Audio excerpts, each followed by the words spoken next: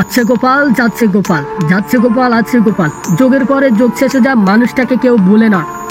ভাবছেন হঠাৎ এমনটা কেন বলছি? সেটা বলার যে কিছু কারণ আছে। এই কথাটা লিটন দাস যে একই সূত্রে গাঁথা। চলে না রে চলে না, লিটন ছাড়া চলে না। আছে লিটন, যাচ্ছে লিটন, যাচ্ছে লিটন, তো আছে লিটন। লিটন ছাড়া তো চলে না, চলবে না বাংলার ক্রিকেট। লিটন শুধু বাংলাদেশ নয়, পুরো ক্রিকেট বিশ্বে একজনই। লিটনের রিপ্লেসমেন্ট শুধু বাংলাদেশ কেন, পুরো বিশ্বের ক্রিকেটও আপনি দেখতে পারবেন না, কিংবা পাবেনও না। একটা অফর্মে থাকা প্লেয়ারকে দিয়ে বারবার চেষ্টা করানো, কিংবা ফর্মে থাকা প্লেয়ারদের বেঞ্চে বসে রাখা, এটা কোন যুক্তিতে কেন করছে? এটার কোনো ব্যাখ্যা কি আছে?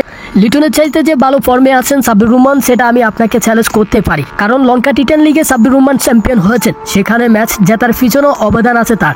এর আগে জিমাপুর টি10 লিগ, সেখানে বেশ কয়েকটা ইনিংসও খেলেছিলেন চোখ দাঁতানো। সেটা দেখে আর বলার অপেক্ষা নাই এই ব্যাটার কতটা ফর্মে আছে বর্তমানে। এলেন, দেখলেন, খেললেন, চলে গেলেন। তার এমন হার দেখে রাগে জিতে যেন মাঠে নামে পড়বেন সাকিব খান। লিটন মানে জানে ডাক, তার পিছু পিছু রান নয়, কেবল ডাকই যেন ডাকে।